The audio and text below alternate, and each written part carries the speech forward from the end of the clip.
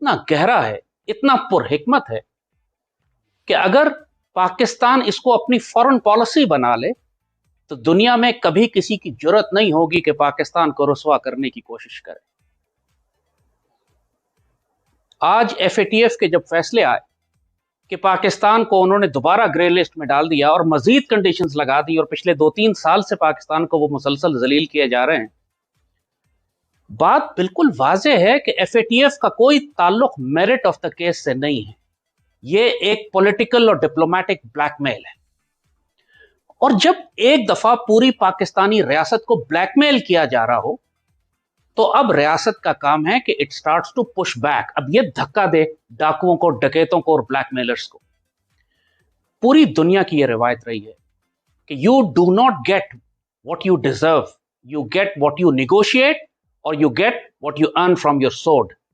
आपको कोई हक आपका प्लेट में रख के नहीं देगा, या आप उसको निगोशिएट करें पावरफुल डिप्लोमेसी के जरिए, सियासत के जरिए, या तलवार की नोक पर हासिल करें। पूरी दुनिया में अब यह हकीकत बिल्कुल वाज़ेह है, ये बात 100 दफा पहले हम कह चुके हैं कि पूरी दुनिया का आलमी निज़ाम, खास तौर पर मगरिब का आलमी निज़ाम, मईशत जो है वो तमाम मनी लॉन्ड्रिंग के पैसे पर चलती है। गरीब मुल्कों से ये अरबों खरबों डॉलर लूट के हर साल बाहर लेकर जाते हैं, उनका माशी निज़ाम इस पर चलता है। तो फिर पाकिस्तान पर कौन सी मनी लॉन्ड्रिंग के इल्जामात ये लगा रहे हैं? किस किस्म की बदमाशी पाकिस्तान पर ये कर रहे हैं? वो इसलिए कर रहे हैं कि हम बदमाशी ले रहे हैं। इसका तरीका यही होता है, देखिए जिस तरह आपने अफगान तालिबान को देखा, अमेरिका अफगानिस्तान पर कब्जा करने के लिए आया, अफगान तालिबान ने कोई अक़वाम मुत्तहिदा से भीख नहीं मांगी, कोई एप्लीकेशन नहीं दी, कोई खत नहीं लिखे, तलवार निकाली, क्योंकि वो डिप्लोमेसी नहीं कर सकते थे, उन पर पाबंदियां थी पूरी दुनिया में, कोई उनसे बात नहीं करता था, उन्होंने तलवार की नोक पर फैसला किया। पिछले 50, 60, 70 बरस से इसराइल फलस्तीनियों को मारे जा रहा है, घरों से निकाल रहा है, बेइज्जत कर रहा है, हर किस्म का जुल्म जो हो सकता है, तंग आमद, बजंग आमद। इस दफा आपने देखा फलस्तीनियों ने भी इसराइल पर रॉकेट फायर करना जब शुरू किए, जब एक दफा दांत तोड़े इसराइल के, तो इसराइल जैसी रियासत भी घुटनों पर आ गई और फलस्तीनियों से अनकंडीशनल सरेंडर और मुआहदा किया कि जी ठीक है, आप जंगबंदी हम कर लेते हैं। और पूरे इसराइल के अंदर हुकूमत गिर गई, दहशत मच गई, वहां पर इतना खौफ उतारी हुआ कि वही डेविड और गुलायत वाली बात है, दाऊद अलैहिस्सलाम और जालूत वाली बात है कि एक छोटा सा बच्चा भी बड़े बड़े जिन को गिरा लेता है अगर हिम्मत कर लेता। पाकिस्तान अल्लाह ने एक एटमी ताकत बनाया है, हमने अपनी ताकत का, अपने इस पोटेंशियल का इस्तेमाल ही नहीं किया आज तक। बात यह है कि जब ये एफएटीएफ का ब्लैकमेल अब आपके ऊपर कर रहे हैं, तो अब वक्त आ चुका है कि रियासत पाकिस्तान स्टैंड ले और कहे कि अब हम जुर्म ज़ईफी के सजावार नहीं होंगे। अब हम स्टैंड लेंगे and will push back and will fight back. तुम ज्यादती कर रहे हो हमारे साथ। लोग हमसे कहते हैं कि मेरी बहुत सारी सरकारी अफसरों से बात हुई, कहते हैं जी अमेरिका एफएटीएफ हम पर पाबंदियां लगा देगा, हमारी यूरोप की एक्सपोर्ट्स बंद हो जाएंगी, हमारा 10-12 अरब डॉलर का नुकसान हो जाएगा। बात यह कि एफएटीएफ कोई अक़वाम मुत्तहिदा का इदारा नहीं है, ये यूरोपियन यूनियन का एक ब्लैकमेलिंग का एक, इन्होंने दहशतगर्दी फैलाने के लिए, जिस तरह IMF है या वर्ल्ड बैंक है, इन्होंने इदारे अपने बनाए हुए हैं जो छोटे छोटे मुल्कों पर ब्लैकमेलिंग करते हैं, दहशतगर्दी, ये इसी किस्म का एक इदारा। तो उस पर रिस्पॉन्ड कैसे करें हम? एक तो अभी तक तो रियासत पाकिस्तान सरेंडर करती आई है, जो कहते हैं हम कर रहे हैं, वो जब हम पूरा करने के करीब पहुंचते हैं वो 10 शराइत और दे देते हैं। लेकिन I think it is time now that we push them back. कैसे? लोग सवाल यही करते हैं। देखिए, ये एक दफा जब रियासत फैसला कर ले ना कि हमने मजीद जलील नहीं होना इनके हाथ, तो फिर रियासत के पास इतने वसाइल होते हैं कि 1000 तरीके निकाल सके। एफएटीएफ के चंद मेंबरान हैं, 20, 30, 25 मेंबर होंगे। आप उनको आइसोलेट करें कि कौन कौन सा मेंबर है जो पाकिस्तान के खिलाफ वोट दे रहा और कौन से मेंबर हैं जो पाकिस्तान के खिलाफ लॉबिंग कर रहे हैं। बाज हैं जो ज्यादा एग्रेसिव हैं, दूसरे मुल्कों से भी कहते हैं पाकिस्तान के खिलाफ वोट दो, और बाज सिर्फ वोट देते हैं। हर मुल्क के साथ आपकी कोई ना कोई रिलेशनशिप है। भारत से शुरू करें तो नॉर्वे या डेनमार्क की तरफ चले जाएं तो हर मुल्क के साथ कोई ना कोई ताल्लुकात हैं आपके।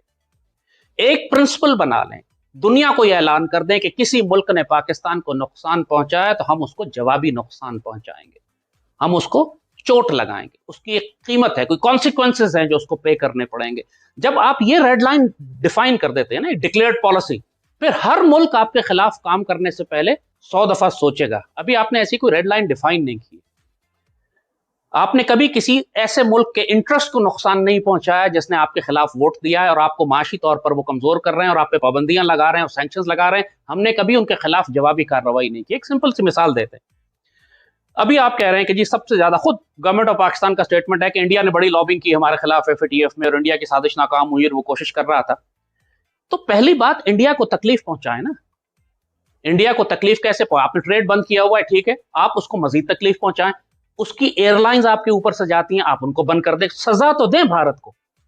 इस वक्त पूरी दुनिया में एयरलाइन इंडस्ट्री क्रैश होने के नजदीक आई हुई है। 75-80% फ्लाइट्स खत्म हो चुकी और हर एयरलाइन सर्वाइव करने की कोशिश कर रही है, कोई एक्स्ट्रा कॉस्ट बर्दाश्त नहीं कर सकती। ऐसे में जब आप इंडिया की तमाम एयरलाइंस को पाकिस्तान के ऊपर से गुजरना बंद कर देंगे तो पूरे इंडिया की एयरलाइन इंडस्ट्री क्रैश कर जाएगी। इंडिया को कुछ तो कीमत अदा करने दें, कुछ ना कुछ तो सजा लगाएं उसको। वो तमाम मुल्क जो दुनिया में आपके खिलाफ वोट देते हैं, हर एक के साथ कोई ना कोई आपका रिलेशनशिप ऐसा है कि आप उनको तंग कर सकते हैं, तकलीफ पहुंचा सकते हैं। उनके इंटरेस्ट हैं पाकिस्तान में, उनकी इन्वेस्टमेंट्स हैं पाकिस्तान में, उन पर टैक्सेस बढ़ा दें।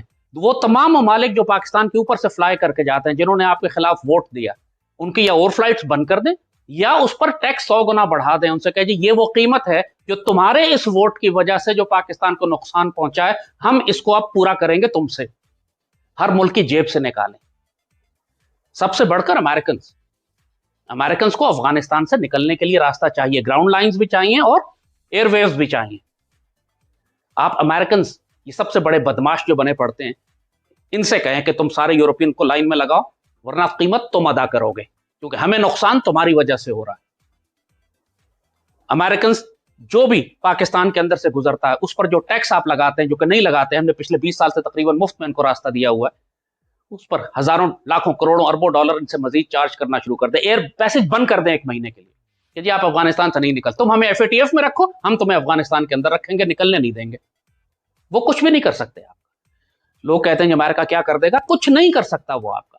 जब सलाला वाकया हुआ था तो सलाला के बाद हमने 8 महीने तक नेटो की सप्लाई लाइन पाकिस्तान में बंद रखी थी। अमेरिका ने क्या कर लिया, जैकोबाद का हवाई अड्डा हमने 1 दिन में खाली करवाया था। अमेरिका ने क्या कर लिया आपका, जब उन्होंने यह देखा कि पूरी रियासत नाराज है, इस वक्त पूरी रियासत, फौज, कौम, मीडिया, हुकूमत, सियासतदान सब इस वक्त गुस्से में है सलाला के वाकये के बाद, अमेरिकन पीछे हट गए। 8 महीने तक हमने उनकी सप्लाई लाइन बंद रखी। अमेरिकन फौजी अफगानिस्तान में उनके पैम्पर खत्म हो गए थे, वो अपनी पतलूनों में हग रहे थे क्योंकि उनके पास पैम्पर्स नहीं थे पहनने के लिए, क्योंकि सप्लाई लाइन हमने रोकी हुई थी। वो अपने पैम्पर नहीं खुलवा सके पाकिस्तान से। 8 महीने के बाद खामोशी से हुकूमत ने पीछे पीछे फैसला किया और वो सप्लाई लाइन खुल गई, लेकिन 8 महीने हमने जलील किया उनको। जैकोबाद का अड्डा उस वक्त खाली कराया गया था, अमेरिका चू नहीं कर सका उसको। पाकिस्तान कमजोर नहीं है। जैसे हमने कहा कि हमारी जो एक्सपोर्ट्स हैं वो हमें ब्लैकमेल करते हैं हमारी टेक्सटाइल एक्सपोर्ट्स के ऊपर, जो हम यूरोप भेजते हैं। उसका तरीका, उसका ऑल्टरनेट भी मौजूद है हमारे पास, और ये सबसे ताकतवर हथियार है। हम ये नहीं कह रहे कि आप उनको कहें कि हम तुम पे एटम बम मारेंगे, लेकिन पाकिस्तान के पास जो सबसे पावरफुल एक्सपोर्ट है जो हम कर सकते हैं, जिससे पूरे यूरोप और अमेरिका और इसराइल और इंडिया की जान निकल जाएगी, कि आप कहें कि ठीक है तुमने हमें एफएटीएफ में डाला हुआ है, हमें माशी नुकसान पहुंचा रहे हो, अब हमारे पास कोई ऑप्शन नहीं है सिवाय इसके कि हम अपनी टेक्नोलॉजी एक्सपोर्ट करें, और अब हम अपनी न्यूक्लियर टेक्नोलॉजी एक्सपोर्ट करेंगे। दुनिया का जो मुल्क पाकिस्तान से न्यूक्लियर टेक्नोलॉजी लेना चाहता है, चाहे यूरेनियम प्रोसेसिंग हो, यूरेनियम एनरिचमेंट हो, चाहे सेंट्रीफ्यूगल टेक्नोलॉजी हो, चाहे उसको वेपनाइज करने की टेक्नोलॉजी हो, चाहे weapon delivery, nuclear delivery systems हो, मिसाइल प्रोग्राम हो, हम ये सब एक्सपोर्ट करेंगे। हत्ता कि हम वॉरहेड्स भी बेचने को तैयार हैं। दुनिया का कोई मुल्क, तुर्की, ईरान, कतर, कुवैत, कोई मुसलमान मुल्क या कोई और मुल्क, क्यूबा, अगर पाकिस्तान से वॉरहेड खरीदना चाहता है तो हम वॉरहेड भी फरोख्त करेंगे। पाकिस्तान ने एनपीटी साइन नहीं किया हुआ है, हम न्यूक्लियर प्रोलिफरेशन ट्रीटी के मेंबर नहीं है, तो दुनिया की कोई ताकत हमें न्यूक्लियर टेक्नोलॉजी एक्सपोर्ट करने से नहीं रोक सकती। आप थ्रेट तो करें ना, आप ब्लैकमेल तो करें ना, काउंटर ब्लैकमेल तो करें। इनकी जान निकल जाएगी जिस दिन आपने ये कहा कि हम न्यूक्लियर टेक्नोलॉजी अब एक्सपोर्ट करेंगे पाकिस्तान को अपने इकोनॉमिक रिकवरी के लिए, क्योंकि तुम लोगों ने जालिमाना हम पर पाबंदियां लगाई हुई हैं। Enough is enough, we are go. तुम हम पे धमकियां देते हो कि हमारी टेक्सटाइल की एक्सपोर्ट रोकोगे, अब हम न्यूक्लियर टेक्नोलॉजी एक्सपोर्ट करेंगे। अब हम JF-17 एक्सपोर्ट कर रहे हैं ना दुनिया में, नाइजीरिया ने भी खरीदे हैं, दूसरे मुल्कों ने भी खरीदे हैं, ले रहे हैं और भी। जब हम वो एक्सपोर्ट कर सकते हैं तो हम अपना न्यूक्लियर और मिसाइल प्रोग्राम क्यों नहीं एक्सपोर्ट कर सकते? हमारा बना हुआ है, हमारा किसी के बाप का नहीं है, कोई रोक नहीं सकता हमें। रियासत फैसला करे और ऐलान कर दे कि we are going to do it.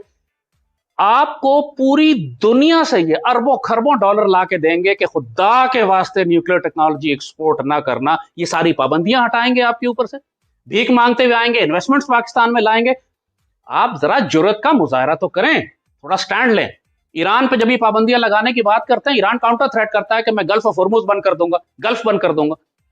पूरी दुनिया की सांस बंद हो जाती है, क्योंकि जो गल्फ से ट्रेडिंग हो रही है, ऑयल सप्लाईज है चाइना से लेकर अफ्रीका तक, हर मुल्क की, यूरोप तक, हर मुल्क के जो ऑयल यहां से जाता है, उनकी सांस बंद हो जाए। वो खुद सामने आते हैं बीच में, क्यों आज तक ईरान के साथ इनका ये जंग बजा तक खुद नहीं हुई। उनको खौफ यही लगा हुआ है कि गल्फ बंद हो गई, ईरान के साथ जंग, और ईरान अपनी उस ज्योग्राफी को पावरफुली इस्तेमाल करता है।